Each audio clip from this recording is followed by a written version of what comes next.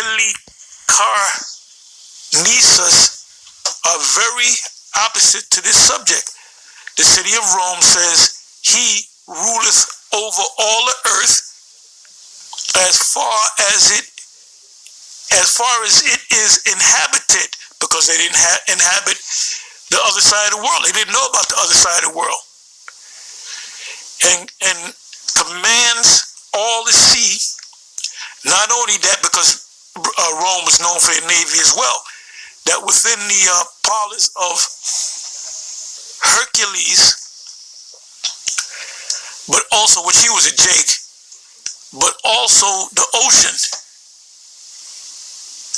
or the pillars of Hercules, as far as it is navigable,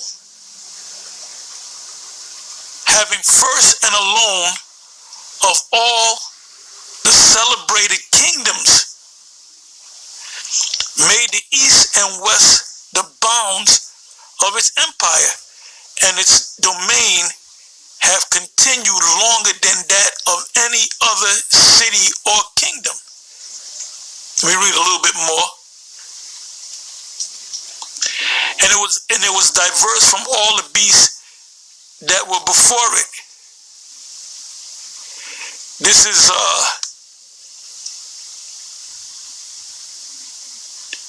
intimated by its having no name, being more cruel and horrible. Really, you didn't have a king. You had a series of rulers, Caesars, emperors, that were voted in by the Senate.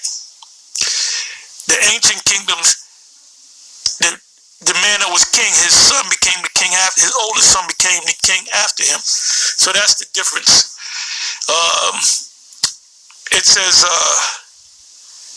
being more cruel and horrible than any sort of beast whatever. And the Roman power was so multiform that it could not be pointed out by any one species of resemblance. And it was different from all kingdoms in its republican form of government. Right, the republican form of government didn't mean that you had a king sit up on the throne, and when he got old and died, it was passed on to his son, his oldest son. You were voted in by the Senate. Same thing with the U.S. You have a Senate. You have a Congress, which is broken up into two houses: the House of Reps or Representatives, and the Senate itself. And the word Senate, if you look it up, it means a gathering of ancient elders. The gathering of elders. It says it's great. And if you notice, the Senate, they're all old because they get up in there and they don't leave. They stay up in there and they wind up dying in the Senate, or just retiring. It says length of duration and extent of dominion, because it was a long rule, a Roman rule. But its chief distinction consistent in its having 10 horns, which we find at Daniel 7, verse 24. It says, are 10 kings or kingdoms. And now you have 28, 29. But it really supposed to be 10, which is the EU nations. See also Revelation 17, verse 12.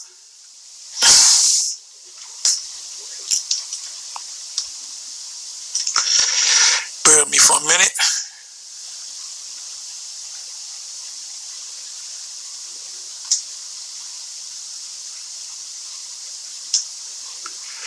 I just lost a page.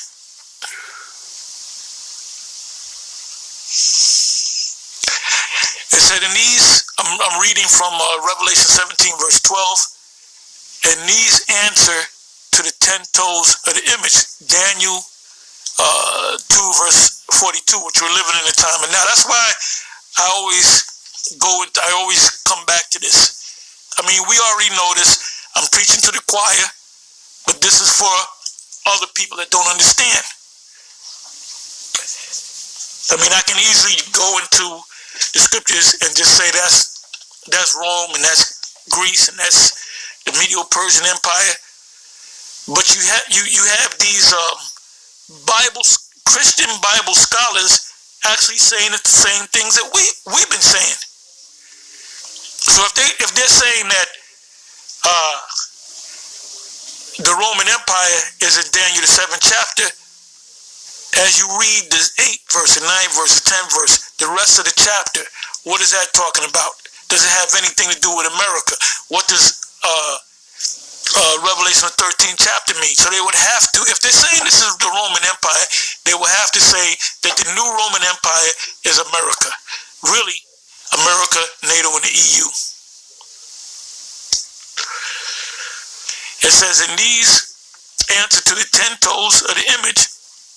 Now the toes are breaking up, the feet of it are breaking up, and the first nation of the EU nation is the UK. And they had that in the workings for a number of years, I don't know, 3, 4, 5 years, about breaking off, and they finally broke off. But they're still, Great Britain or England is still a part of the NATO, so they're still a part of that same beast. It says the empire continued in its strength, filled the region of Theodosius the Great, and soon after the partition happened, and the broken form remained, for the 10 kingdoms were to be no more united till the Ancient of Days should come. Well, the Ancient of Days is getting ready to come, so the 10 horns will still have to be here. So that would mean the Roman Empire would have to be there. This is the second leg of the Roman Empire. Like I said, I'm preaching to the choir. For the ones of you that have been in this and GMS for X amount of years, you know this.